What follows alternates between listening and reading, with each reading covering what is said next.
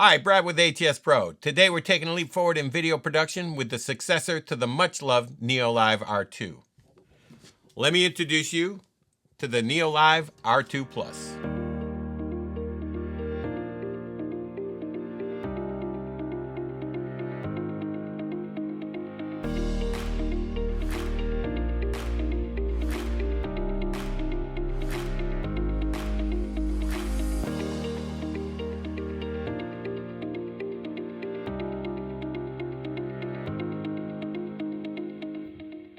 Let's talk about this baby.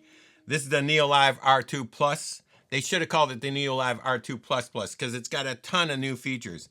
I'm going to go over all these new features working clockwise around it. I'm also going to record this presentation so you can record right to this USB drive or an SSD drive, whatever you want to do. And it looks amazing. I'm going to switch to my overhead camera.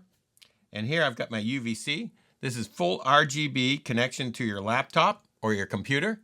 It comes up as a webcam, and it looks spectacular. Next are the program outputs. You've got two HDMI outputs right here, and these are 1080p. What's great about these is, like for instance, in my studio, I'm feeding one above the camera there and one on the monitor behind me. So it's really great. You don't need a HD splitter or anything like that. It's just built right into the product.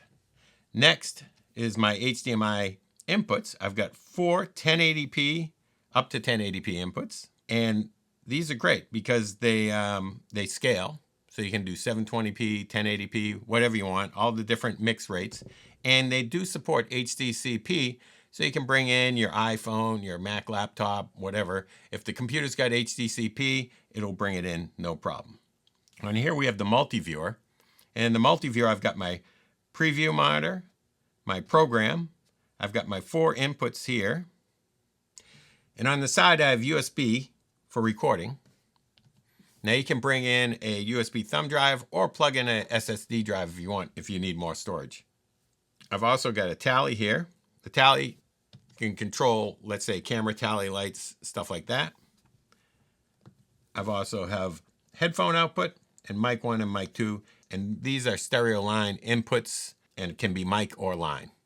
I've got a T-bar, the knob, and the joystick, and these three controls here. These are assignable controls in the fact that they have different functions. So normally they control volume, but in pan tilt zoom, they'll control other things as well, which you'll see soon. Let me start with the menu. Now the menu's been improved a lot since the last version. So to get around the system, you'll use this detent knob here, and then you click it down to select what you want. And then I can use the knob again to go into all my different settings. So I've got my fans here, which, check this out. No fan noise, which is awesome. And then I've got my brightness of my buttons, which right now are on high. I've got my network settings. This is great when you want to find out what the IP address of the system is. You can find it right there in the menu. I've got my stream settings here. I've got my storage and my system settings. So that's the menu system on the neoLIVE R2. Big improvement. We also have a mode button now, which switches between fast switching and scene-based switching. So if it's green, it's scene-based switching, which I'm using my preview monitor to bring things in and out. I can set up scenes just like that. And on my fast-based switching, I can switch that to red, and then I can switch to any camera just like that. On my four inputs, I've got my center shot here. I've got my overhead shot, I've got my PTZ camera, and I've got my computer plugged in. I can cut between different shots by hitting the cut button. That's brand new. I have my auto button. The auto button will do a preset to whatever transition you have set up. So right now I've got the dissolve set up, and it goes just like that. Over here I've got a brand new fade to black. Now what's great about this is I can fade to a photo as well. So I can fade out of that image, and that image is right here in the pattern section. We have, of course, all of our different effects, and you can cruise through those effects just like that. Find a cool little effect here. How about like this one? I'll go out of there, and I will pick my duration. 5 seconds is fine. Fade to black time, 5 seconds as well. And the soft edge. Make it really soft. I'll make it really hard, or somewhere in between. Pretty cool. The next button is still. Now with the still button, you can take a frame grab of anything. I'm going to introduce the next feature by using the still button, like this. And now I've got a chroma key. So I've put my chroma backdrop behind me to show you how that works. So I simply press the chroma button, which is right here, and boom, I've got myself a nice keyed background. Pretty cool. Now with the logo button, you can click on that and we can have our logo. I can click it again and I can change the logo's positioning, just like that, with the joystick. And then I can also change the logo by clicking on the arrow keys. And over here it shows me my different logos. So let's switch to the ATS-Pro logo. Click the button here. And now I have an ATS-Pro logo. I can move that around. Next, we got the media button. With the media button, we can click on the media and it brings up whatever you have stored in there for a background image.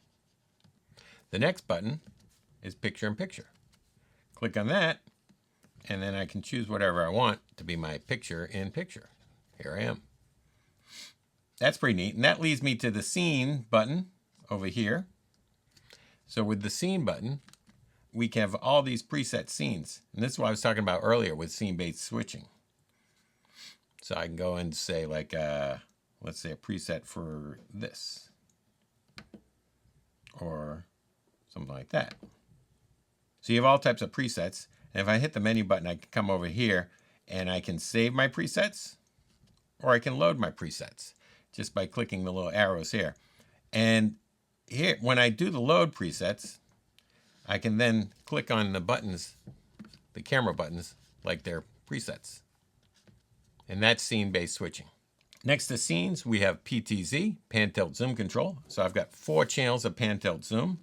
This is one of the most comprehensive PTZ systems I've seen in one of these types of products. It does everything. Check it out. You've got your presets. You got your speed for your pan tilt zoom.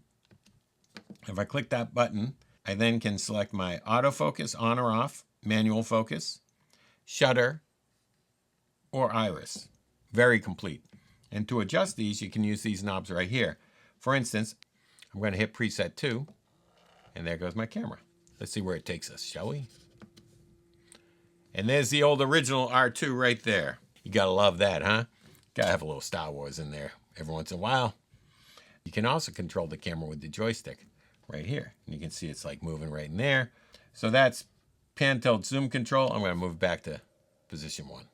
We also have recording directly to a thumb drive, which I've been doing for this whole demonstration, which I absolutely love this feature. It's just so useful in so many cases when you just need to record something. It records right to there. You can, of course, also record right to the computer using USB. If I want to pause the recording, I press pause, and to stop the recording, you press record. Now remember, when you do hit the record stop button, you got to wait for it to stop flashing before you pull the memory stick out. You also have streaming. So let's go into streaming. We're going to switch to my computer now, and we're going to go for streaming. There's 2 things you need to make a stream. You need your stream key and you need your URL. I'm going to go to YouTube and get my stream key. So you set up to do a live stream and then you'll see you got a stream key right here. I'm going to copy that stream key. I'm going to paste that right into this bottom field here. And then I'm also going to get the URL, copy the URL and paste that in the top part. We're going to switch to Facebook. And on Facebook, I can go in and just say live feed. We're going to go live. Here you get the same thing. Here's your stream key. Put that in the bottom. And then you get your URL.